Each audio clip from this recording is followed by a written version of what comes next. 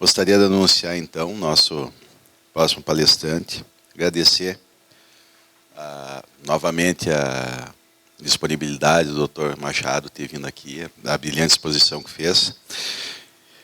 E, abrindo ao próximo evento aqui no nosso cronograma, apresentar o professor Juliano Colombo, que vai fazer uma palestra a respeito do redirecionamento da execução fiscal e o novo incidente de desconsideração de personalidade jurídica. Apresentando o Dr. Juliano Colombo, de muitos já é conhecido, já foram alunos dele no Verbo Jurídico, no IDC e outros cursos aqui em Porto Alegre. Ele é especialista em Direito Tributário pelo Instituto Brasileiro de Estudos Tributários, mestrando em Direito pela PUC, RS, professor universitário, certo? Professor Juliano, a palavra é sua, por favor. Muito obrigado, então, Alisson, pelo convite aí. Para mim é uma honra fazer parte aqui desse evento. Sempre quando a gente é convidado, assim, como professor, a gente traz assim na exposição aí sempre uma grande alegria, né, de fazer parte e poder passar. Então, o Alisson falou que conhecido de muitos, a gente grava muito as aulas, né? Então às vezes as pessoas olham e ficam olhando assim, e aí eu tenho uma técnica, se olhou mais de 5 segundos assim diretamente para o meu olho, eu cumprimento, oh, prazer e tal, né? Porque quem assiste a aula, às vezes tem uma, né, as aulas por EAD, que hoje é uma tendência muito forte, assim, né, guarda uma intimidade com o professor, assim, a gente percebe, né, a pessoa vem sorrindo já e o professor não sabe nem quem é aquela pessoa que está falando. Então, essa é a... mas aqui, então, repiso aí minha alegria de estar aqui, né. Bom, vou falar um pouquinho a convite do Alisson. Então, eu mandei algumas propostas, né, de assuntos para a gente conversar. E eu intitulei aí o encontro de redirecionamento da execução fiscal e o incidente de desconsideração da personalidade jurídica. Na verdade, por que execução fiscal? Não porque a execução fiscal seja, vamos dizer assim, uma grande atuação em termos práticos, numa advocacia forense, né? Porque a execução fiscal é algo que importa bastante à União Federal, ao Estado, né? Mas, basicamente, porque a execução fiscal e o que acaba sendo decidido numa execução fiscal vai ter reflexo num processo de execução, né? Se você pesquisar assim, as grandes discussões, os grandes precedentes que nós temos no processo de execução, eles foram originários da execução fiscal, de debates na execução fiscal, levados ao Supremo Tribunal Federal, levados à discussão em que a União põe toda a sua armada, aí, vamos dizer, para convencer, né, e editar súmulas e jurisprudências e repetitivos, né. Então, essa é por isso essa relação. E o incidente de desconsideração da personalidade jurídica, porque ele é um novo incidente, ele já existe materialmente, né? O direito material já existe sobre desconsiderar personalidade jurídica, há muito tempo já existe, mas o que não existia até 18 de março, quando entrou em vigor, então, o novo código, seria a processualização desse incidente, né? Então, nós temos o que determinaria a desconsideração da personalidade jurídica para chegar ao patrimônio de um sócio, de uma pessoa física, materialmente posto. Nós temos, na verdade, o artigo 50 do Código Civil, que seria o caso mais aplicável numa relação civil. Nós temos o 135 do Código Tributário Nacional, que autoriza redirecionamento, principalmente para pessoas do sócio. E nós temos o artigo 28 do Código de Defesa do Consumidor, que também autoriza aí passar por cima do manto, né, da pessoa jurídica para eventualmente chegar na pessoa física do sócio. Inclusive, o novo código permite o vice-versa, né? Quando o sócio é a chamada desconsideração inversa, né? O próprio sócio acaba integralizando todo o seu patrimônio de pessoa física na pessoa jurídica, né? Nós temos, porque a infinidade o limite de ideias para esconder, né? E para se dar bem do ser humano, ele é infinito, né? Então, não tem como medir isso. Então, basicamente nesse sentido. Eu vou começar falando um pouco sobre o incidente. Aliás, no primeiro momento sobre a ideia do novo Código de Processo Civil, algumas linhas e do porquê da formação desse incidente, e depois falando um pouco do processo de execução. Então, vocês vão ver, são 3 momentos, né? Vamos falar um pouquinho sobre o novo Código, o que ele quer, sobre o incidente e depois sobre a execução, a aplicação desse incidente no processo de execução. Tanto na execução fiscal, que nós temos aí alguns precedentes já firmados, como no processo de execução. Bom, eu não gosto muito de utilizar o data show, mas como nós temos uma nova legislação, eu coloquei alguns artigos aqui para a gente entender, eu acho que fica melhor de visualizar, né? Bom, o novo CPC ele traz aqui uma tentativa de regulamentar a desconsideração da personalidade jurídica. Porque, na verdade, ele altera um paradigma, que é um paradigma do contraditório. Vamos pensar exatamente o que a gente está falando, né? Na verdade, o novo Código foi formado por uma pressão e um querer da advocacia, né? E claro que na advocacia nós temos vários ramos, né? Temos a advocacia pública, a advocacia privada. De certa forma, todo mundo participou num certo grau de extensão. Talvez a privada muito mais, né? Talvez a privada foi, a grande comemoração da OAB foi a edição de um novo código pelas vitórias, vamos dizer, da advocacia, a impossibilidade de compensação de honorários, honorários recursais, os prazos em dias úteis, né, tudo isso, vamos dizer assim, acabou acolhendo, né, o recesso, né, tudo isso acabou acolhendo interesses da advocacia, interesses válidos, legítimos, né, da advocacia. Mas o que é interessante é que o novo código ele traz também uma nova visão do contraditório, né? Quer dizer, e ouvindo o encontro aqui anterior, né, a gente fala em precedentes, a gente fala em contraditório. O doutor Machado, né, falou sobre a segurança jurídica, né, ou a insegurança, né, e o código traz uma preocupação a partir disso, né, em inserir no sistema uma certa segurança jurídica. Em que termos que ele insere uma segurança jurídica? De certa forma, ele tira um pouquinho o poder do juiz. Tanto que, se a gente for verificar na prática, é posto um novo código que é festejado pelo advogado e criticado pela magistratura. Basicamente, essa é a fotografia do novo ambiente, né? Por que tudo isso, né? Porque, de certa forma, ele traz algumas ideias em termos de dar uma força maior para a parte e retirar um pouquinho a força do juiz. É verdadeiro que toda a formação, e eu estava na palestra anterior pensando assim, né, na minha formação, porque o doutor Machado falou dos juízes, dos professores, né? A gente ensina muito artigo, é verdadeiro, né? E eu estava pensando na minha faculdade, eu escutei falar um monte de vezes em lide, né, mas nunca em conciliação. Né? Saí da faculdade não sabendo como conciliar. Agora, como litigar, eu sabia, né? Quer dizer, lide, carnelute, né? Quer dizer, justa composição da lide, isso é processo é conflito, é pretensão resistida, né? Pois o código agora ele faz um outro convite, ele faz um convite para a cooperação, né? Tanto tem um artigo 6º, está lá nas normas fundamentais, né? Princípio da cooperação, diz assim, ó, todos os sujeitos do processo devem cooperar entre si. Isso implica juiz, isso implica partes, né? Todos os sujeitos do processo devem cooperar entre si para que se tenha uma decisão de mérito, justa e efetiva. Então tem que ter uma decisão de mérito, que julgue mérito, que seja justa e que seja capaz de emplacar, vamos dizer assim, né? De ser cumprida. Esse é o desejo do novo código. Aí nós temos várias críticas a isso, né? Muitos dizendo assim, não, mas isso é uma utopia, né? Nunca o autor e o réu vão viver em cooperação, né? Se eles estão em litígio, é para brigar, né? É para ter uma relação conflituosa, né?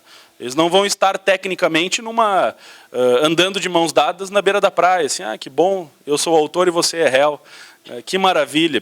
Certamente não, né? Mas o código apenas faz um convite, uma mudança cultural, né?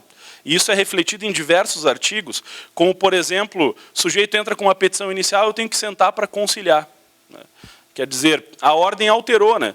Petição inicial, citação, contestação. Isso é no Código de 73. Código de 2015, Petição inicial, citação, audiência de conciliação e então contestação. Né? Se não conciliar. Né? Isso é muito bom, porque de certa forma o réu vai desarmado. Né? Quanto mais você escreve, mais você fica com raiva da pessoa. Né? Então, mais fica armado para não fazer um acordo. Né? Por isso que o Código faz esse convite, né? Quer dizer, compareça à audiência de conciliação sem contestar. Né? O prazo da contestação vai começar a fluir posteriormente, porque quanto mais eu escrevo, né, mais eu vou me armando. Né? Aliás, ainda nessa ideia de litígio, né, nos princípios na faculdade, eu escutava no princípio da paridade de armas. Né? Paridade de armas. Né? Hoje a gente chama muito melhor assim, a isonomia. Né? Quer dizer, olha o convite a um tratamento cooperativo. Né? Quer dizer, o que é o princípio da paridade das armas? Bom, se arma porque alguém vai... Né? Agora a gente diz, não, agora é igualdade, isonomia processual. É uma outra perspectiva, uma outra cultura. Talvez até nós vamos precisar de uma nova formação de geração de magistrados para internalizar essa cultura. Né? É o cara que está lá na faculdade, que vai estudar, que já vai mudar, já vai chegar no ambiente de não impactar, né, de ter uma aproximação própria. Né. E o Código, portanto, traz algumas relações assim. Né, como, por exemplo, aí exemplifiquei, né, a ideia da contestação. Né. Se eu vou para uma audiência já com a contestação nas mãos, é muito difícil que eu vá conciliar. Né. É que nem resolver relação ou discutir relação por WhatsApp, né? Só piora, né? Só piora, né? O cara vai indo, vai botando e vai botando e vai botando e nunca acaba, né? Porque a gente não tem, quer dizer, vai se armando, vai falando cada vez mais, vai se enrolando cada vez mais e não tem, né? Tem que ligar, né? Nada substitui, né, a fala. Né? Então, esse é um dos problemas. Nessa perspectiva, o Código coloca agora o contraditório como direito de influência. Só para a gente entender o que seria esse contraditório. Isso já acontece em grande parte do mundo, vendo o contraditório como direito de influência, certo? A grande origem aqui é no direito alemão, que de certa forma foi internalizado. Está todo mundo vendo hoje o contraditório como direito de influência. O que eu entendi sobre contraditório quando eu estudei? Reação. Contraditório é reação. A gente tem um binômio que dizia conhecimento, reação. Eu tenho que conhecer o que a outra parte diz para poder reagir. Essa é a perspectiva do contraditório, numa dimensão que nós chamamos formal, porque apenas deforma. Né? Então, cito, intimo, vista, vista, vista, vista, vista. Né? A gente diz o juiz vista, né? Às vezes dá vontade de dizer vista o juiz agora. Né? Agora está com você, né? Decida. Né? Então, é a origem do contraditório conhecimento-reação, chamado de bilateralidade. Né? É a bilateralidade. O que aconteceu com o nosso contraditório agora? Nosso contraditório agora está como direito de influência. Significa dizer que eu, como parte, tenho que ter direito de influenciar a decisão judicial. Isso é o atual contraditório. Quer dizer, eu não estou em contraditório para contraditar o que outra pessoa disse, não, mas para poder influenciar a decisão judicial. E o juiz que não respeita contraditório como direito de influência, submete mais um aspecto recursal, mais um recurso especial, mais um recurso extraordinário. Em que, como a gente tem pulverizado isso no Código, né? A gente costuma dizer que o direito de influência agora ele é um espirro no novo Código, porque está em diversos artigos, não somente aqui. Por exemplo, no artigo 9º tem uma determinação de que o juiz não pode dar decisão surpresa. O que é uma decisão surpresa? Ele não pode utilizar na sua sentença um fundamento que ele não tenha submetido a debate anterior. Então vamos supor, olha só, estamos em 17 de março de 2016. O autor fala a lei A. O réu fala, não é a lei A, se aplica a lei B. Aí o juiz diz, olha, julgo procedente a demanda com base na lei C. Então, olha só, autor disse lei A, réu disse lei B, e o juiz julga procedente com base na lei C. Se a gente pensar na perspectiva do Código de 73, vamos dizer, olha, está tudo correto. Porque o juiz dá-me o fato que eu lhe dou o direito. Iura novit curia, né? O juiz conhece o direito. Né? Da mihi factum, que se dizia na faculdade, expressão em latim, né? Dá-me o fato que eu lhe dou o direito. O que aconteceu agora com o juiz de 18 de março de 2016? se ele está tendencionado a sentenciar com base em um fundamento que ele não oportunizou às partes esse debate, ele não pode sentenciar com base na lei C. Ele tem que dar um despacho dizendo: intimem-se as partes para que se manifestem sobre a incidência da lei C no presente processo, que é tendencionado a julgar, tendencionado, portanto, a aplicar aquilo como fundamento. Obrigado. Eu ia agradecer, mas esse vai pegar para ele levar. Pode faltar. Eu estava com obrigado aqui, mas não, obrigado.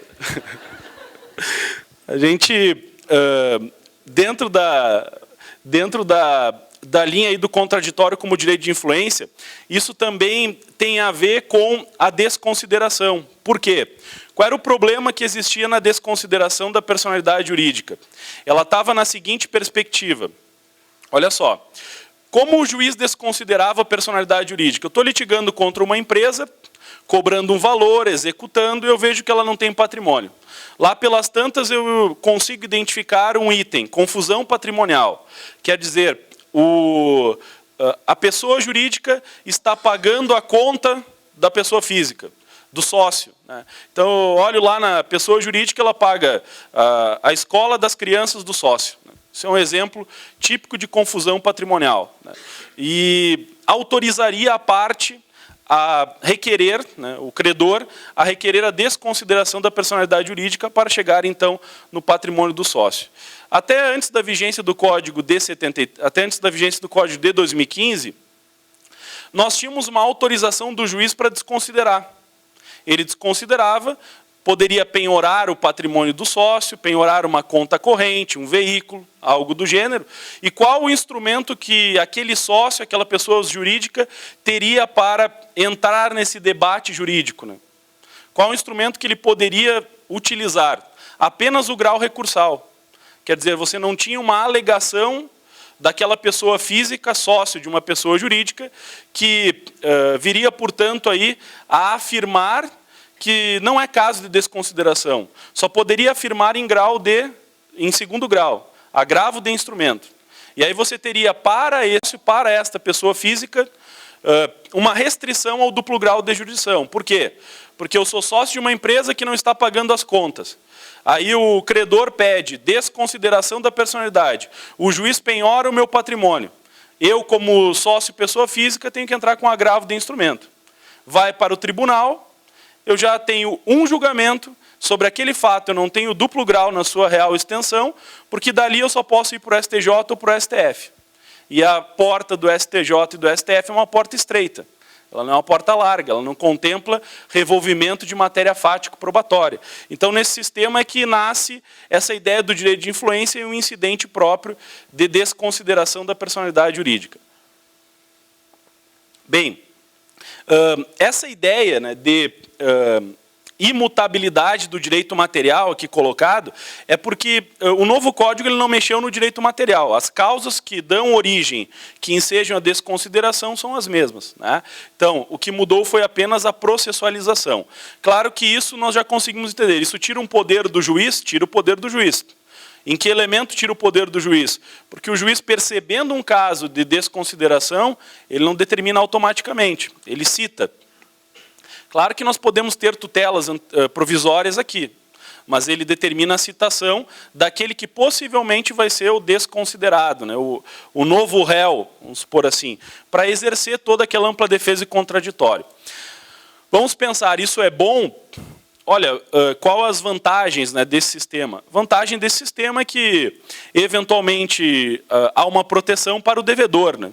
Ele acaba sendo citado, ele acaba exercendo esse contraditório, influenciando o juiz na sua decisão, de desconsiderar ou não, trazendo provas, por exemplo, que ele não exerceu aí um abuso de autoridade, não há uma confusão patrimonial.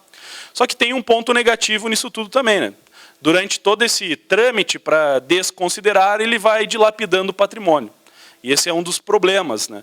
Quer dizer, ao instalar agora esse incidente, normalmente ele tem que vir com uma tutela provisória, né? Um pedido de indisponibilidade patrimonial. Porque caso contrário, eu vou citar, ele vai contestar e segue o processo, enquanto isso, pode ser que o credor pague um preço muito caro por tudo isso, porque tem todo um trâmite processual, toda a produção probatória, e aí nesse sistema o devedor, enquanto isso, dilapida todo o seu patrimônio. Essa é vamos dizer assim, o ponto negativo dentro dessa problemática de você estabelecer um maior contraditório. Um contraditório é muito bom no sistema, é muito bom, né? É um direito fundamental, talvez até religioso, direito contraditório. Ele está na origem do ser humano. Originalmente, nunca se retirou a palavra do acusado. Nunca. Quer dizer, eu poderia retirar a família dele, eu poderia retirar a vida dele, mas a palavra dele eu não retirava. Então a gente vê no medievo, assim, as pessoas eram esquartejadas, mas eu quero falar, então fale, depois a gente te corta. Mas eu vou fazer, a tua dor vai ser imensa. Tá bom, mas se tu quer falar, tu vai falar. Então é um direito sagrado ao contraditório. Isso foi influenciado no nosso novo código. É interessante porque eu posso utilizar, de uma certa forma vantajosa, tudo isso. Porque se o código cria um direito de influência, de certa forma ele está criando também uma restrição ao juiz. E mais uma matéria recursal. Por exemplo, o juiz decide com base em um argumento que não foi debatido entre as partes. Aqui nós temos mais uma matéria recursal. Além de apontar o mérito, eu posso dizer, olha, essa lei, esse índice, essa incidência, esse tópico não foi debatido entre as partes. Então essa decisão surpreende as partes e, portanto, preliminarmente num recurso, eu posso arguir o direito de influência, a violação ao contraditório. Isso é muito bom se o problema é contrariar contraditório, né? Quer dizer, eu tenho uma sentença desfavorável, que eu percebo que o juiz utilizou um argumento que não deu à parte o direito de influenciar a decisão dele. E aí eu tenho um problema no contraditório. Bom, isso é legal para quem quer recorrer? Bom, isso é extremamente bom para quem quer recorrer. Por quê? Porque o contraditório é direito fundamental, e eu já abri a porta do Supremo Tribunal Federal nesse caso, né? Quer dizer, ao inserir o contraditório como direito de influência, você tem aí uma porta para o Supremo Tribunal Federal escancarada. Porque aí não é revolvimento de matéria fática, de provas. Eu tenho basicamente o seguinte, olha, não foi respeitado o contraditório. O juiz sentenciou com base numa lei, com base num argumento, que ele não ofereceu a oportunidade das partes de se manifestarem. Portanto, há uma violação ao contraditório, há uma, assim, o juiz acaba proferindo uma decisão que surpreende as partes, em afronta aí ao direito de influência. Então, de certa forma, isso pode ser muito bom, dependendo do lado em que eu estou litigando, né? Basicamente pelos acessos ao Supremo Tribunal Federal, as teses que a gente pode levar ao Superior Tribunal de Justiça. Nós vivemos num ambiente agora, né, que é uma preocupação do Código com a insegurança, né? Queremos inserir no sistema a segurança jurídica, uma clara vontade do Código nesse sistema. Nós importamos o sistema de precedentes, né? Quer dizer, nós olhamos, eu não sei se isso é muito bom, né? Nós olhamos para a grama do vizinho e vimos, olha, a grama do vizinho é muito verde, vamos pegar ela e botar aqui. E aí fixamos no nosso sistema um sistema de precedentes. Nós temos agora súmulas vinculantes, já existiam, súmulas do STJ e do STF já existiam, mas não com a força de precedente que agora tem. Incidente de resolução de demandas repetitivas em segundo grau, eu posso fazer o precedente. Quer dizer, eu crio precedentes em segundo grau, que até então não era possível. Incidente de assunção de competência, que é mais uma forma de criar precedentes obrigatórios. E súmulas de tribunais de justiça local, também criando precedentes, né? Também criando a possibilidade, por exemplo, do juiz indeferir liminarmente uma demanda ou julgar improcedente liminarmente, né? Então, o sistema de precedentes ele foi totalmente internalizado no nosso país, né? Isso vai ser bom ou não no futuro, a gente não sabe ainda. Há uma crítica muito forte do como são formados os precedentes hoje, né? Porque vamos tentar entender basicamente. É bom eu transmitir o julgamento da mais alta corte do país em tempo real na televisão? Nós temos uma TV que faz isso, né? TV Justiça, né? Quer dizer, o sujeito senta para votar, ele está com uma câmera que transmite em rede nacional tudo aquilo que ele vai falar, num colegiado. num colegiado, certo? E o que nós temos hoje no STF, aí sai um precedente. Na verdade, não é um precedente, nós temos 11 opiniões diferentes. 11 opiniões diferentes. Então, o ministro vai lá e diz, mas eu acho que é isso, o outro vai dizer, eu acho que é aquilo, aí depois, mas como vota? Né? Como vota o ministro? Né? Então, esse é o nosso problema. E outro problema, ninguém volta atrás no voto, né? Porque já passou em tempo real, né? Então, nós temos lá, o sujeito está falando, está divulgando, por exemplo, internalizando aí na Alemanha, Tribunal Constitucional, como faz? Se reúnem numa deliberação interna. Nós temos um problema aqui. Como é que nós vamos resolver esse problema? Eu acho que é isso, eu acho que é aquilo, beleza. Aí eu pondero o meu voto, porque eu já vi as outras opiniões. Sabendo que no nosso Supremo Tribunal Federal, o decano vota por último. Claro que a gente pensa, né, bom, eu voto de Minerva, né? Mas quando chega nele já está resolvido. Ninguém escutou o decano. O ministro mais experiente não influencia votos dos ministros novos. Não é verdadeiramente uma colegialidade, né? O que nós temos são 11 votos, não nenhum órgão. Eu até digo, está errado a gente falar assim, o STF se manifesta no assim. Não, é o ministro tal que se manifestou, né? Exercendo o cargo de ministro do STF, porque ele não se manifestou naquilo mesmo. Então nós temos algumas formações de precedentes que não são verdadeiramente precedentes, né? Que não seriam verdadeiramente súmulas. Talvez um voto médio ficaria melhor. Porque eu escolho dar provimento ou improvimento, porque se eu perder aqui vai ser uma situação pior. Então, não tem uma relação média. É por isso que se fala que o STF, embora seja um colegiado, efetivamente ele não vota como um colegiado.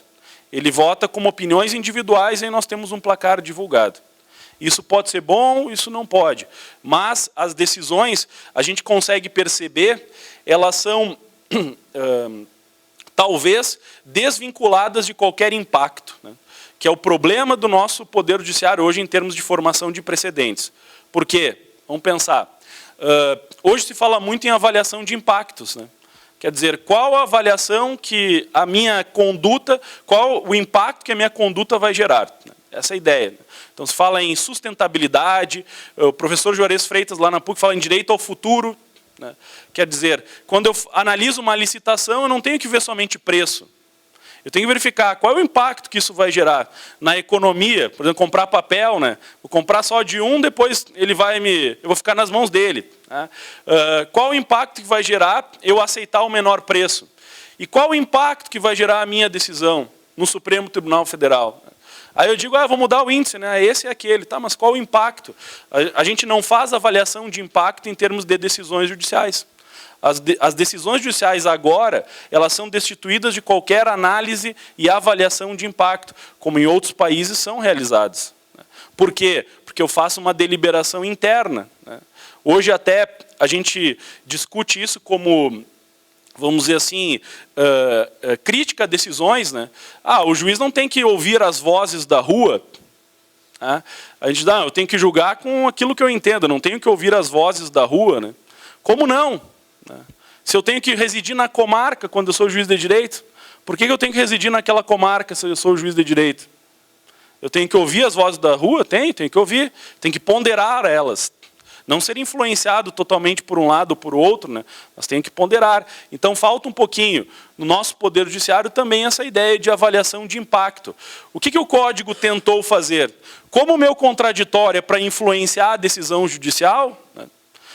Essa é a ideia de verificar, eu estou te influenciando para ver a consequência da decisão, a consequência do teu julgado, a consequência de você afirmar A, B ou C, o que vai representar. Porque hoje um aspecto muito importante se fala, né, medicamentos, por exemplo. Né? É válido o juiz dar um medicamento, por exemplo, a algum necessitado que não está na lista de medicamentos a serem fornecidos? A gente pode dizer, é totalmente válido, né? O problema é que aquele que entrou ganha, quem não entrou vai morrer. E essa é a avaliação de impacto, né, que deve ser feita agora na decisão. É o contraditório como o direito de influenciar, também na avaliação de impacto de uma decisão. Aí o que aconteceu? O incidente de desconsideração da personalidade jurídica ele veio nessa perspectiva. Eu não posso desconsiderar e penhorar o patrimônio de uma pessoa que, se sequer ela teve anteriormente a isso um contraditório exercido, na sua real extensão de influenciar a decisão judicial. Aí surge, portanto, essa perspectiva aí do contraditório. Aqui eu só coloquei os apontamentos em termos de direito material, né, que favorecem a desconsideração da personalidade jurídica. O juiz passa pelo manto da pessoa jurídica e atinge a pessoa física do sócio. Basicamente, você tem critérios bem subjetivos, como desvio de finalidade e confusão patrimonial, né? Quer dizer, eu percebo, estou executando uma empresa ou uma pessoa física. Aí eu tenho o desvio de finalidade. O que é o desvio de finalidade? Hoje, a justiça americana, que é a mais atual sobre isso, sobre a teoria da desconsideração, ela analisa a técnica, um teste. Ela faz o teste do propósito negocial. O que é o teste do propósito negocial? Eu constituí uma empresa que tem lá o seu patrimônio. Vamos pensar, estou executando uma pessoa física. Aquela pessoa física, eu faço busca patrimonial, ela não tem nada no nome dela. Aí eu percebo que ela apenas é cotista de uma pessoa jurídica.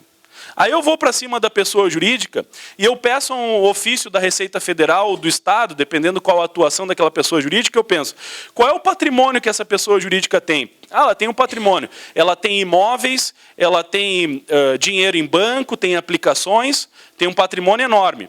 E o sócio é esse. Aí na justiça americana é perguntado, que já tem precedente internalizado no nosso país. Qual é o propósito negocial dessa empresa? Quanto que ela fatura? Não, ela não fatura nada. O que ela vende? Não, ela não vende nada. Tá, mas ela é o quê? Não, ela é uma limitada. Qual é o objeto social dela? Ah, administrar patrimônio, tá certo. E de que forma ela administra? Ela aloca, ela compra e vende imóveis, o que ela faz? Não, ela não faz nada, só tem o patrimônio. Qual foi o faturamento dela nesse ano? 0. E no ano passado, 0. Então, ela não tem propósito negocial. Ela não tem por que existir. E isso já tem precedente no nosso STJ. Quer dizer, a empresa, a pessoa jurídica, é destituída de propósito negocial. Não se desconsidera que ela pode existir como pessoa jurídica. Mas só que ela não tem propósito nenhum para existir como pessoa jurídica. Nós não falamos assim, ó, se eu compro, e a analogia é essa, está aplicada nos julgados. Se eu compro uma propriedade privada, eu tenho que dar função social a ela, né? Não posso comprar um terreno lá lá perto do meu escritório, em Porto Alegre, teve um sujeito que comprou um terreno. Esses dias eu estava passando, né? Esses dias não, faz uns 2 anos, tinha milho plantado no terreno. Na Getúlio Vargas, né? Milho plantado no terreno. Né? E aí eu conhecia e tal o proprietário, eu falei, pois é, eu comprei esse imóvel e tal. Né? Aí ele, passados 1 ano e meio, ele construiu um prédio lá, né? Fez uma lancheria lá, né? Aí ele depois me falou, eu não conseguia mais plantar milho, porque era autuação da prefeitura, IPTU progressivo, né? Estava a ponto de perder a terra, né?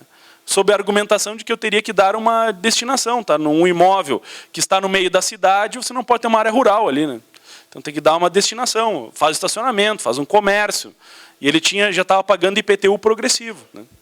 E é mais ou menos isso a ideia. Por que você vai ter uma pessoa jurídica? Você pode ter? Pode, tá, mas e aí? Né? É para esconder patrimônio ou ela tem faturamento? Então essa é a causa hoje de você conseguir uma desconsideração com base nesse desvio de finalidade. É o chamado teste do propósito negocial. O porquê que eu fiz?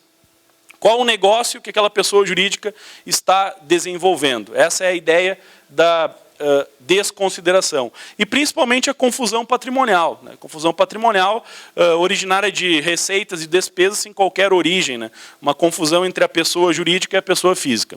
Posteriormente tem a parte do CTN, que é o artigo 135, que o principal fundamento para a União Federal desconsiderar a personalidade jurídica é quando a empresa deixa de atuar. Né? Então ela tem lá, mas não é encontrada mais naquele local. Né? O oficial de justiça vai lá citar a empresa, ela fechou as portas.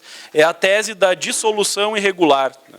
Então, se aqui no anterior a gente tinha no artigo 50 o desvio de finalidade pós-negocial, aqui nós temos a dissolução irregular. É a empresa sumir, redirecionando aí para a pessoa física do sócio aquela cobrança. E aqui nós temos o artigo 133, que é o artigo base, né, da nossa desconsideração da personalidade jurídica agora como uma intervenção de terceiros. Então ele permite assim, né, será instaurado a pedido da parte ou do Ministério Público. Isso é bem interessante, por quê? Porque o juiz não faz mais de ofício. E aí vejam o código, naquele comentário que eu fiz anteriormente, do novo código, retirando um pouquinho o poder do juiz, né? Porque pelo novo sistema, o juiz não pode dizer, desconsidero a personalidade jurídica, para pegar a pessoa do sócio. Ou inversamente, né? Para bloquear bens de pessoa jurídica. Então, isso dentro dessa perspectiva faz com que o juiz também tenha uma atuação limitada nesse critério de satisfação do crédito. Nesse critério de certa forma, a gente pode entender de cooperação, né? Quer dizer, você pede e eu respondo, né? Você fala desconsideração e eu indico que é caso ou não de citação daquele réu. Aí nós temos a previsão agora no novo código de desconsideração inversa. Isso pode gerar alguma repercussão? Claro que pode, porque na verdade nós estamos falando aqui de crédito, né? Então, você conseguir desconsiderar uma pessoa jurídica é satisfazer ou não o crédito. Essa é a ideia. E às vezes você tem uma cadeia de desconsideração para ser realizada, né? Quer dizer, eu desconsidero uma pessoa para chegar na outra, para chegar realmente em quem tem o patrimônio. Porque talvez o sócio tenha posto o patrimônio todo em nome de uma pessoa jurídica, que na verdade é sócio de uma outra pessoa jurídica, que é sócia de outra pessoa jurídica, que lá está o patrimônio, né? Então, para o credor, de certa forma, a gente pode analisar por um lado, olha, citar o réu para desconsiderar é, na verdade, você dar mais tempo a ele. Agora, uma outra vantagem que a gente tem com esse sistema é que um sistema melhor organizado, ele acaba tendo melhores resultados, né? Porque, caso contrário, como não estava organizado, havia vamos dizer assim, decisões totalmente contraditórias, onde você desconsiderava, penhorava patrimônio, o tribunal derrubava porque não tinha exercido um contraditório anterior, e aí já nesse meio tempo o patrimônio sumia. Então, de certa forma, se nós vamos ter um tempinho a mais, de certa forma, um sistema mais organizado, ele, com previsão, como nós vamos ver, de quais recursos podem ser utilizados, quais as possibilidades de delegação, ele fica muito melhor, né? Muito mais blindado esse sistema. Cabendo, então, a efetiva intervenção daquele que é redirecionado agora no processo, né? Se manifestando, exercendo contraditório, podendo recorrer, né? Essa é a ideia. Tudo isso não impede a utilização de tutelas provisórias, né? Então, a ideia de você afirmar que é provável que você vá ganhar, que há um risco ao resultado útil do processo e, portanto, é necessário uma medida de urgência, né? Desconsiderando e citando e desde já penhorando ou bloqueando determinado patrimônio. Isso porque quando a gente diz assim, o contraditório é um direito sagrado, mas ele pode ser postergado. Então, a gente não retira o contraditório, mas posterga para um segundo momento. Quer dizer, ele é sagrado, mas diante de uma situação de urgência, eu posso tranquilamente dizer, olha, vamos esperar, vou dar o bloqueio e depois a gente conversa sobre as tuas alegações, né? As tuas manifestações, né? Essa é a ideia. Todo mundo se sente um pouco, vamos dizer assim, atacado se não pode exercer o seu direito de falar, né? Eu passo um trabalho com isso. Sou casado e tenho 2 filhas menores, né? Uma de 6 e outra de 4 anos. É um contraditório com direito de influência intenso lá em casa, né? É uma palavra, mas por quê? Mas por quê? Deixa eu falar, né? Tudo a gente tem que explicar, esmiuçar, dar as razões, né? Me lembro, na minha criação era muito mais conhecimento-reação, né? Quer dizer, falava uma coisa, e a minha reação é ficar quieto, né? Ordenar, né? Então, cumpra-se, né? Era um mandado, né? Cumpra-se, né? Agora, as crianças já nascem na perspectiva do contraditório como direito de influenciar a decisão, né? É impressionante como elas sentem um sentimento de justiça muito próprio dentro disso, né? Que é o que o Código coloca também, né? A efetividade do cumprimento de sentenças frente a acordos judiciais ela é extremamente baixa. Quer dizer, se eu sentencio você, pague 20 mil reais, você não vai pagar talvez nem um centavo, se a ordem é do juiz. Agora, se tu senta numa audiência de conciliação e diz assim, tá, eu vou te pagar em 20 mil vezes de R$1, é bem provável que você vai pagar. É muito provável que você vai pagar. O índice de cumprimento de efetividade de acordos judiciais, ele é muito maior do que cumprimento de sentenças. Por que ele é muito maior? Porque a pessoa sente que está fazendo aquilo não porque é obrigada. Ela tem um grau de vontade em fazer um acordo, né, de chegar em um meio termo, vamos supor assim, né? Essa a ideia. Ela sai, de certa forma, satisfeita num acordo, né? E aí nós temos uma tendência hoje do Código, e já era do Conselho Nacional de Justiça, né? Conciliar é legal, Semana da Conciliação, né? Concilie, pelo amor de Deus, né? No Fantástico tinha o conciliador, lembra? Eu até fiquei triste porque uma vez tinha um pai e um filho conversando aí para investigação de paternidade, né? Aí na pré-audiência ali eles já estavam se gostando, aí o DNA deu negativo, né? Os dois chorando, né? Saíram abraçados, né?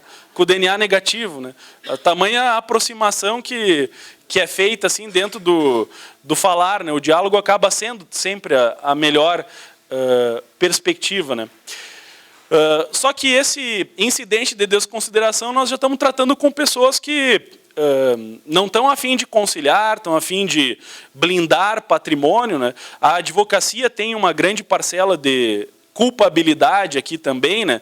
Porque faz a chamada blindagem patrimonial, às vezes lícita, às vezes ilícita, chamando de planejamento tributário, né? Por vezes, né? Ah, eu vou fazer um planejamento tributário, né? Meu planejamento é colocar tudo os meus bens no nome dos outros, né?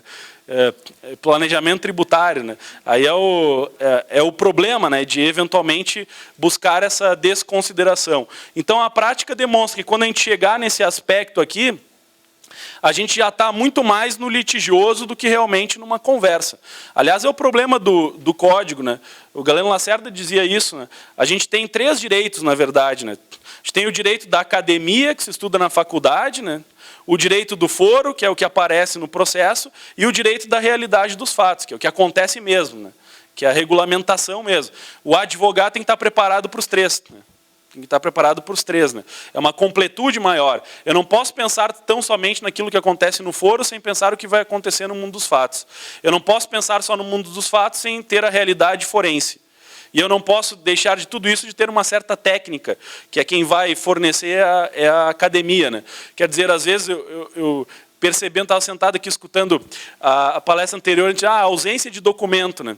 A ausência de documento é o problema desses 3 direitos. A gente sabe o que aconteceu no direito material, a gente não consegue refletir no âmbito do direito processual, isso, na parte forense, e nós vamos ter um problema, que se eu não consigo refletir na parte do foro, a academia técnica jurídica vai dizer, olha, você não tem prova, né? E não tendo prova, fica difícil. E como eu vou provar esses casos para desconsiderar a pessoa jurídica, tanto na parte da execução comum quanto na parte da execução fiscal? Bom, na execução fiscal, a União Federal conseguiu uma súmula, né, que é muito interessante a ela. Eu comento aqui no final, porque eu fiz alguns apontamentos, né, que é essa súmula 435, né?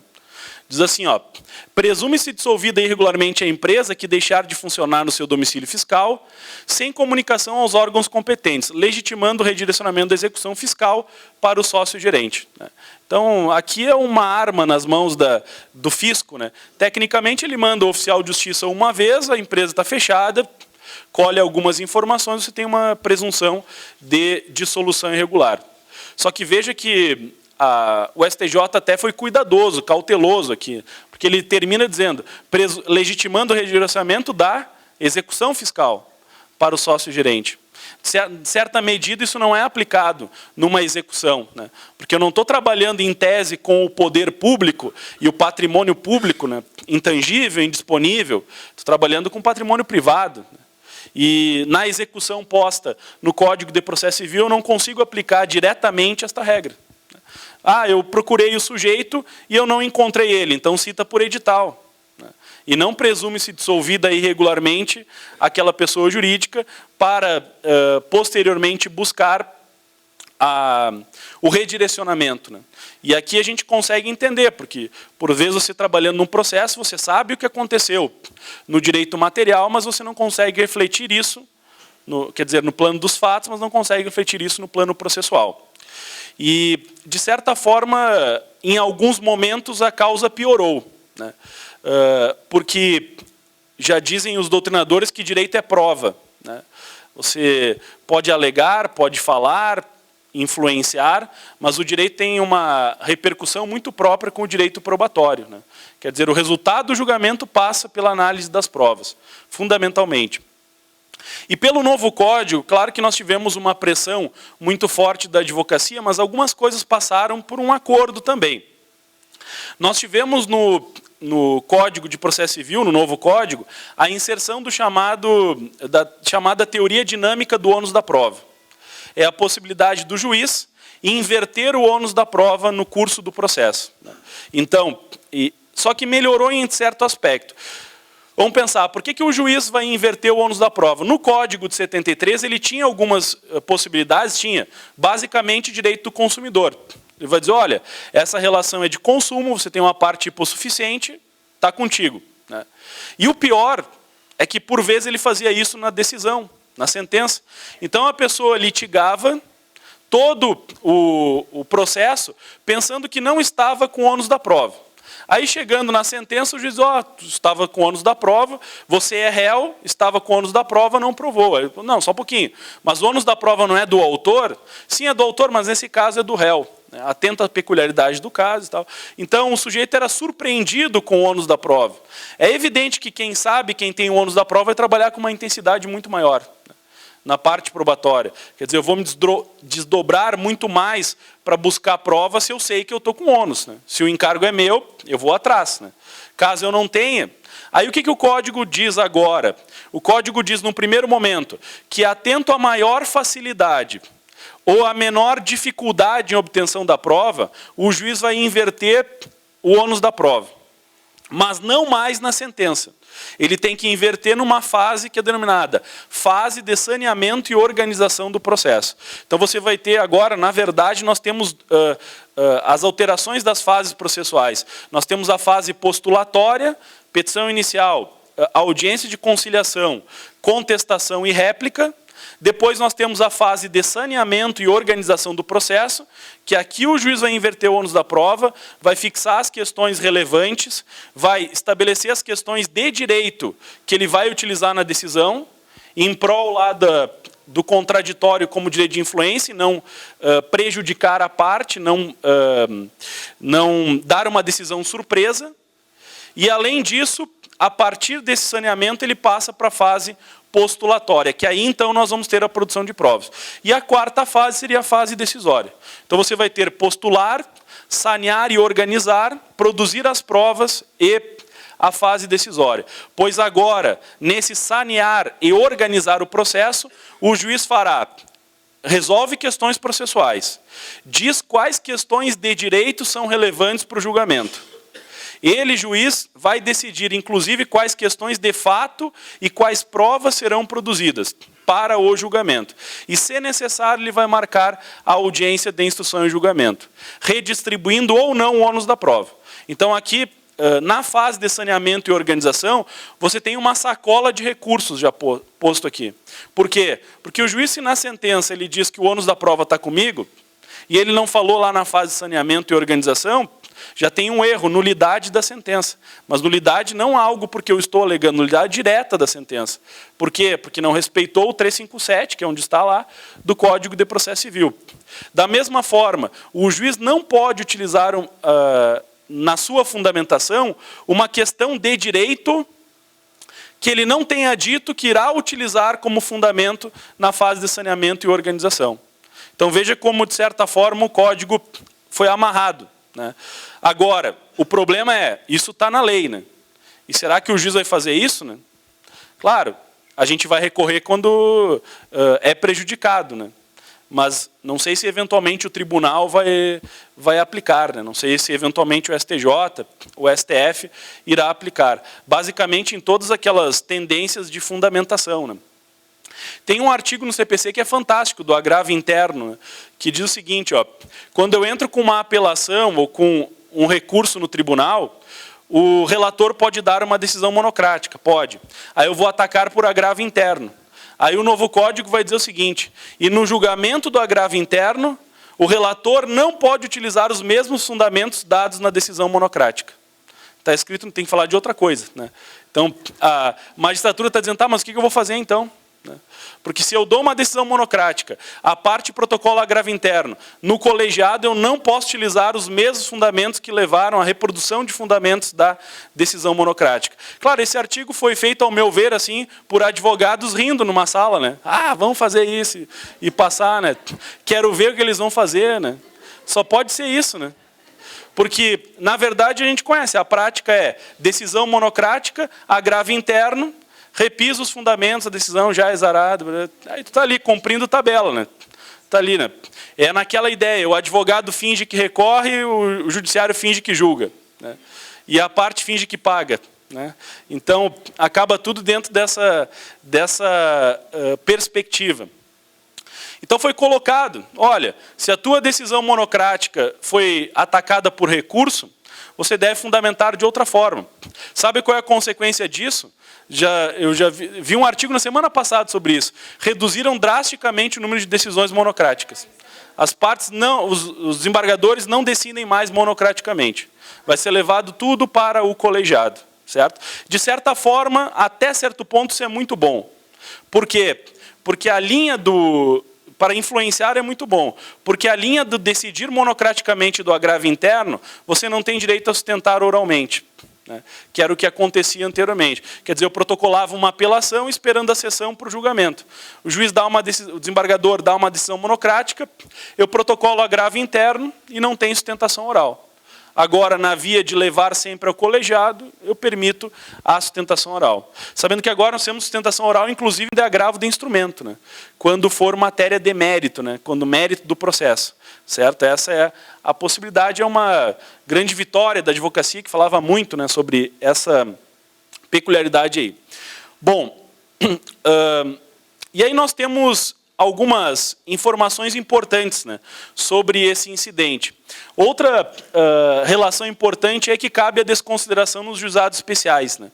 Então, nós não tínhamos nos juizados especiais a permissão de intervenção de terceiros, certo? Agora fica possibilitada uma intervenção de terceiros, que é justamente o incidente de desconsideração da personalidade jurídica. E ele tem uma vantagem, esse incidente, que ele pode ser utilizado em qualquer momento, em qualquer fase do processo. Por que em qualquer momento, em qualquer fase do processo? Porque, na verdade, se eu percebo, lá na fase de cumprimento, que houve a utilização indevida da pessoa jurídica, lá eu posso pedir o redirecionamento. Se eu percebo na execução, posso pedir. Se eu percebo lá no STJ, no tribunal, que a parte está se utilizando indevidamente de uma pessoa jurídica, eu posso pedir o redirecionamento. Isso, de certa forma, abre uma porta importante para acesso ao tribunal, para acesso ao STJ e de acesso ao Supremo Tribunal Federal. É claro que a gente consegue entender, né, que as questões que foram internalizadas no novo código, talvez elas não vão ser utilizadas na exata extensão que a advocacia quis ao fundamentar, né, que é o problema dito anteriormente. Às vezes o artigo está escrito uma coisa e eles utilizam completamente diferente, é verdadeiro. É o problema que nós temos hoje, né? Mas, de certa forma, as portas do STF e do STJ elas ficaram muito mais abertas com o novo código. Porque isso era um desejo da advocacia. Quer dizer, nós tínhamos uma restrição enorme. O STJ e o STF, eles se transformaram ao longo do tempo em tribunais de não conhecimento de recursos, né? E a parte protocolável não era... Isso é bom? Pode ser, né? Depende do lado que eu estou, né? Então... essa perspectiva ela buscou ser alterada pela advocacia. Quer dizer, a tendência de você buscar dar o acesso recursal ao STJ identificando lá um incidente de desconsideração. Ao STF, identificando lá um incidente de desconsideração da personalidade jurídica.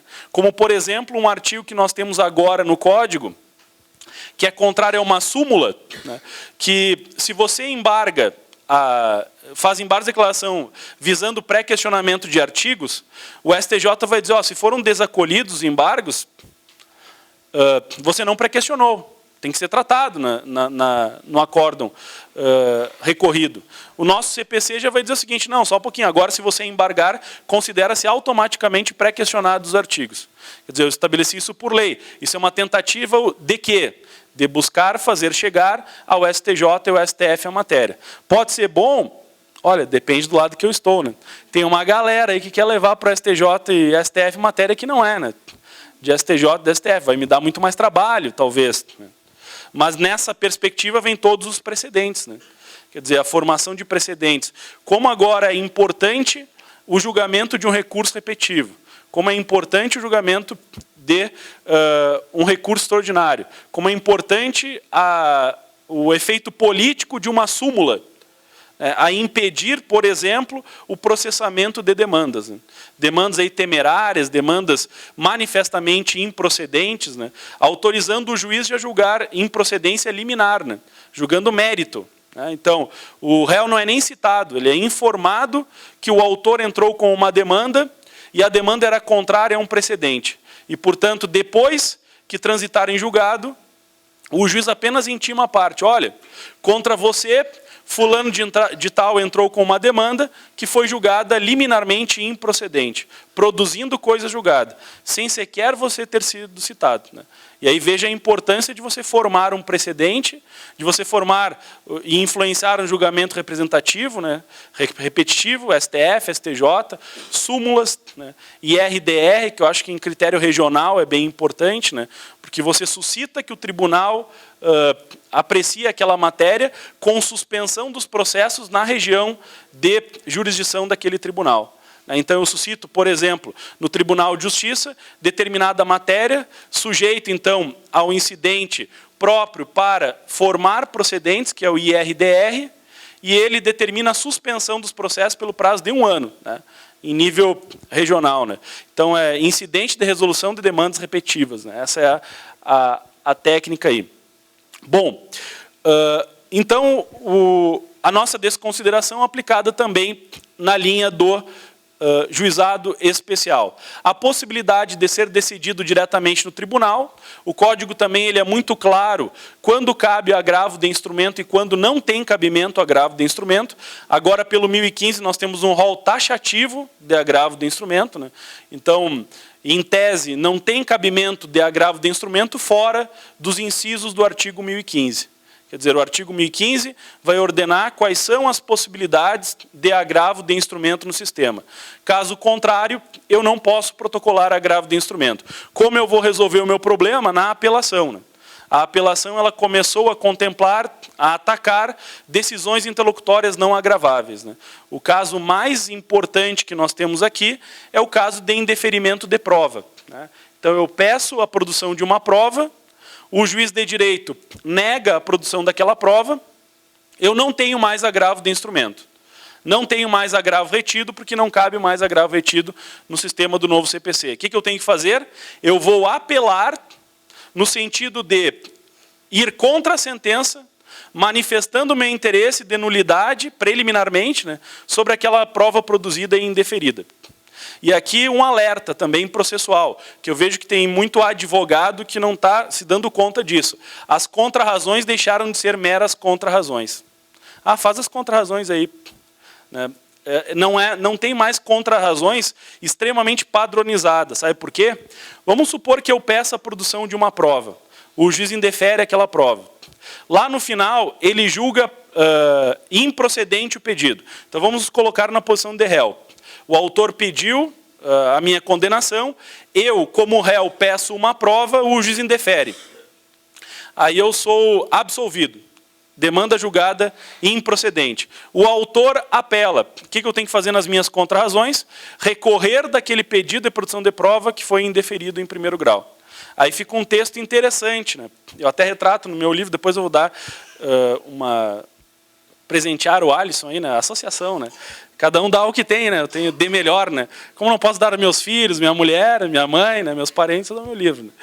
Então, até comento isso. E aí o autor, na verdade, o recorrido fica com uma situação, uma posição estranha, porque ele diz assim, olha, tribunal, se vossas excelências estiverem tendencionados a dar provimento ao apelo, julguem primeiramente essa impugnação, a decisão interlocutória não agravável que eu faço em sede de contrarrazões, determinando a produção da prova por mim requerida. Essa é fica uma situação um pouco estranha, né? Porque nas contrarrazões eu tenho que recorrer de uma decisão interlocutória, caso o tribunal esteja tendencionado a dar provimento ao apelo da parte. Né? Então, mas isso é interessante, isso é cooperação, isso é contraditório como direito de influência, isso é aproximação das partes.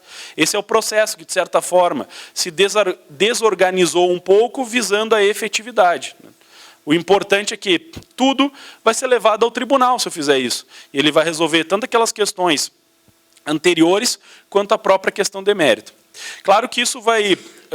a gente percebeu logo vamos dizer assim, na vigência do novo código, uma posição muito contrária da magistratura. Né? A magistratura se posicionou contrariamente a vários atributos do novo Código de Processo Civil. Né? Porque talvez tenha visto realmente o novo código quando ele foi... quando ele entrou em vigor, né? E aí a advocacia, que queria muito esses direitos e poderes assim retratados, acabou festejando, né? Esse novo código, então, inserido. Essa é a linha aí da decisão diretamente no tribunal. Né? Permite, então, o agravo de instrumento. Quando ela é diretamente no tribunal, eu não vou ter agravo de instrumento para o STJ. Aí eu vou ter a figura do agravo interno. Né? Então, incumbe ao relator decidir o incidente de desconsideração da personalidade jurídica quando este for instaurado originariamente perante o tribunal. Aí esse relator ele vai ter que citar, vai ter que determinar toda a instrução do processo, que fica possível pelo novo código. O tribunal acaba sendo também uma ordem aí, de participação instrutória. E aqui tem um problema, né, que é o problema de você analisar se caberia ou não a desconsideração. Porque o artigo 113, parágrafo 3º do novo CPC, ele diz assim, ó, o incidente suspenderá o curso do processo. E aí eu vou ter que levar. Aí eu tenho que sair do direito do foro, do direito da academia, eu tenho que descer no plano fático. Né? Será que isso não vai prejudicar o andamento do processo? Né? Será que é válido eu desconsiderar? Então, o que se diz por aí é o seguinte, olha, é válido desconsiderar atualmente? Sim, quando eu percebo que o patrimônio do réu originalmente executado, ele é zero. Aí ficaria válido, porque eu estou instalando o incidente, e você sabe, cada incidente você instala recurso, você instala discussão, você instala demora processual. Né? E essa é a ideia. Alguns juízes estão defendendo que não cabe esse incidente em processos específicos. É por isso que eu nomeei a palestra como execução fiscal. Porque na execução fiscal há uma tendência muito forte de não permitir o incidente de desconsideração da personalidade jurídica. Podemos explicar politicamente isso, porque talvez seja melhor para a União Federal, para o Estado, só usar a súmula 435, né? Bate na porta, não encontrou, redireciona.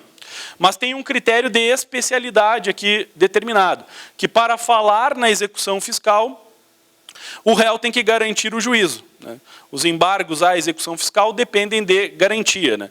E essa garantia, dependendo na execução fiscal, o réu vai ser citado e não vai oferecer nenhuma garantia, já vai poder produzir prova, dizendo que não é caso de redirecionamento, que não é caso de dissolução irregular, ou eventualmente até discutindo aquele crédito tributário então constituído.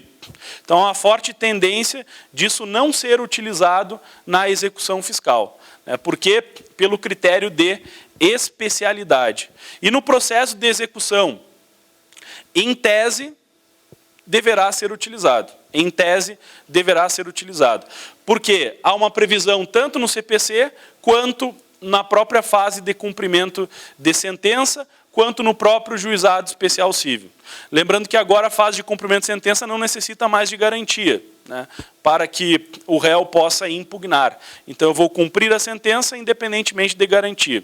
Então, totalmente aplicável aí a esse critério de impugnação, esse critério de manifestação. Novamente, a gente vê aqui o desejo do novo Código, então, em aproximar as partes, em buscar conciliação, em cooperar, a necessária cooperação do juiz, né, para com as partes. O Daniel Mitidiero tem um livro que é Colaboração no Processo Civil, que foi muito originário dessa tese, assim, né, e ele critica, de certa forma, a ideia de cooperação entre as partes. As partes não cooperam, né, mas a necessária cooperação do juiz para com as partes, né. Isso é necessário, principalmente naquela que é denominada jurisprudência defensiva. Como é que está o meu tempo aí? Já está... Ah, então tá bom. Então, mais 5. Então, principalmente nessa jurisprudência defensiva, né? O que é a jurisprudência defensiva? A ideia, por exemplo, de formalidades, né, processuais. Por exemplo, agora o STJ, o STF pode corrigir vício formal de recurso, né? Há um recurso não assinado, um recurso apócrifo, que anteriormente era não conhecido, agora ele deverá ser intimado, né? A falta de preparo, por exemplo, né, intimação para juntar e pagar em dobro. A falta de documento obrigatório no agravo de instrumento, intimação para complementação, né? A desnecessidade de ratificação do recurso especial após o julgamento dos embargos de declaração, aí está a cooperação inserida, né? Uma força própria da advocacia dentro desse novo sistema. Mas, claro, tudo vai depender da posição dos tribunais, né? Tudo acaba refletindo aí na posição dos tribunais. Só para finalizar, sobre esse caso do redirecionamento, ó, nós já temos um enunciado em ENFAM, né, 35. ENFAM é a Escola Nacional de Formação de Magistrados, né, e aperfeiçoamento de magistrados. Olha o que eles dizem, né? O redirecionamento da execução fiscal para o sócio-gerente prescinde do incidente de desconsideração da personalidade jurídica. Quer dizer, é o judiciário criando lei, né, normatizando, que eu acho a principal preocupação do advogado. A gente tem que ler a lei, mas perceber, tá, mas como o judiciário vai julgar isso, né? E o QEC, né? O que vai sair de lá, né?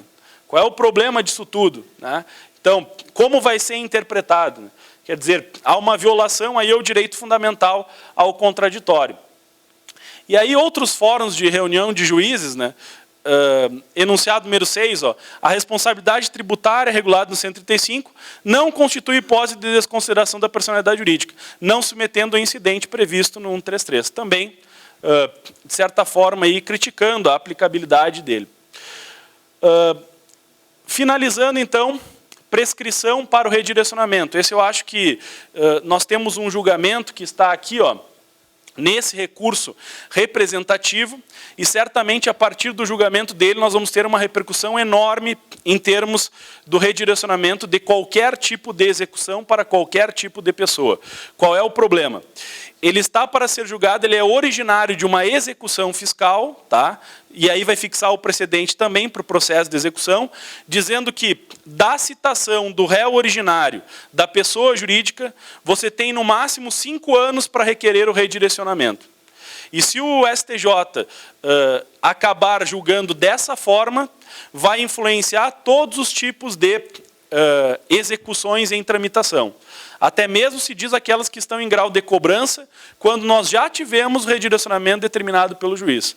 Quer dizer, se eu conseguir encontrar e ver que há um abuso de autoridade, uma confusão patrimonial, depois de 7 anos que eu citei a pessoa jurídica, estou tentando cobrar, se essa tese for fixada, o STJ vai nos dizer em grau de precedente que você não pode mais redirecionar, porque você deveria ter redirecionado 5 anos após a citação da pessoa jurídica. É o STJ criando prazo de prescrição, né? Não é somente interpretação. E pior, criando termo inicial de prazo, né? Então está dizendo, olha, a prescrição aqui para o redirecionamento não existe. Aí diz o STJ, existe, e eu inclusive estou dando prazo para ela aqui. E estou fixando o termo ACO também desse prazo. Esse é o nosso problema aí dentro dessa definição. Há uma força muito própria, porque quem está atacando aqui o recorrente é a Fazenda Pública do Estado de São Paulo, né? Então tem vamos dizer assim, um valor enorme essa demanda que ela já está naquele aspecto de ser pautada, vista, pauta, vista, pauta, vista. 4 ou 5 vezes foi para julgamento e foi tido vista aí. A tese da Fazenda é a teoria da accionata, que é quando nasce o direito de ação, né? Claro que o meu direito de redirecionar nasce a partir do momento que eu tenho conhecimento da fraude, do abuso de autoridade, da confusão patrimonial. Essa é a ideia aí. Certo? Então, pessoal, agradeço aí imensamente a oportunidade, né, de poder contribuir um pouquinho aí para, talvez, na aplicabilidade prática de vocês aí. Muito honrado com o convite. Obrigado, então.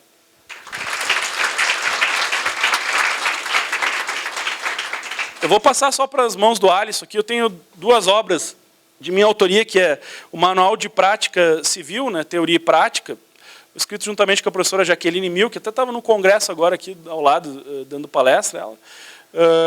E um sobre direito tributário também, se alguém interessar, né. É um manual também sobre vários aspectos aí que é a minha área de atuação mais no direito tributário. Certo? Obrigado. Então. Vou passar aqui oficialmente agora. Obrigado.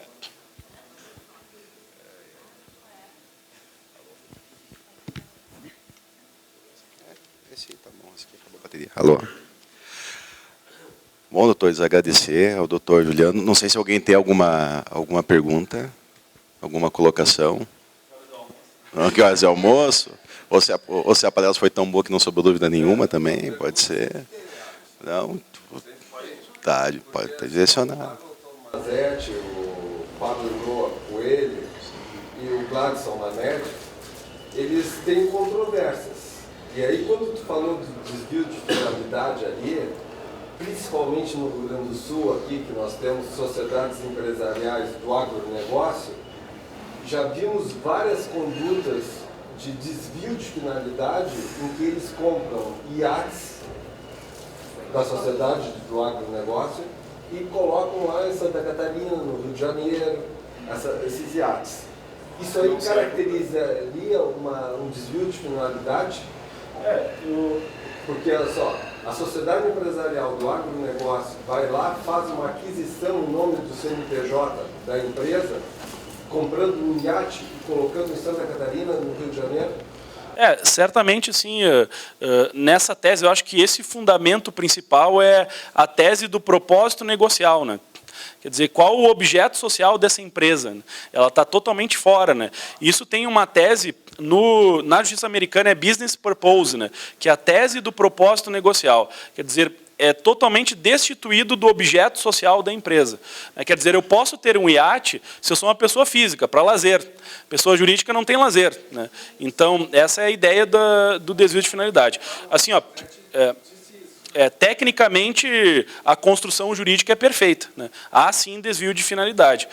Porque, se a finalidade dela é lucrativa, ela poderia, por exemplo, eu posso ter um iate e explorar ele. Até poderia dizer que é uma receita não operacional. Mas agora, ter em meu nome, não poderia ser feito, né? Acho que é desvio de finalidade. Propósito negocial e ausência de previsão no objeto social, por exemplo, da empresa. Acho que essa é a ideia. Quer dizer, você é livre na pessoa física. Isso aí envolve direito fundamental, né? Quando a gente diz assim, qual é o direito fundamental da pessoa jurídica? Ela também tem direitos fundamentais, mas ela não tem direito ao lazer, à saúde, à educação, né, que as pessoas físicas têm, né? Então, eles vão assinar os contratos dentro dos iates. assim, para levar os empresários como a... Vão ficar enjoados para assinar, né? Eles fazem a assinatura dos contratos dentro dos iates. Isso é um típico caso de...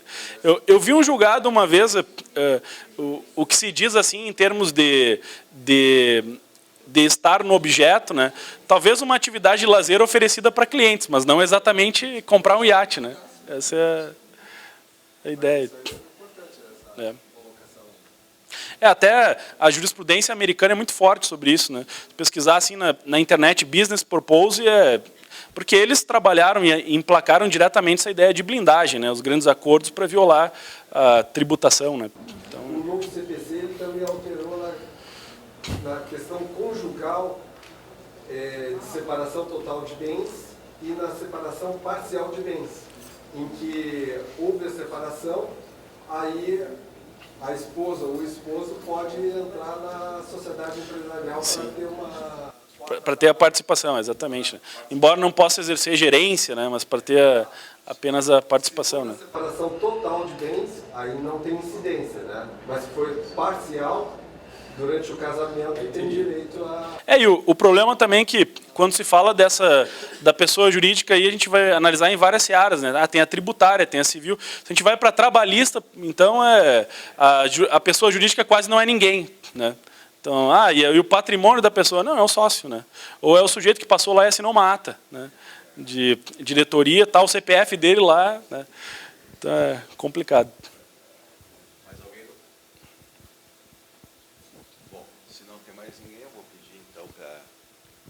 Para a nossa colega a doutora Vanessa entregar também, retribuir as obras trazidas, ou também com um presente para o palestrante.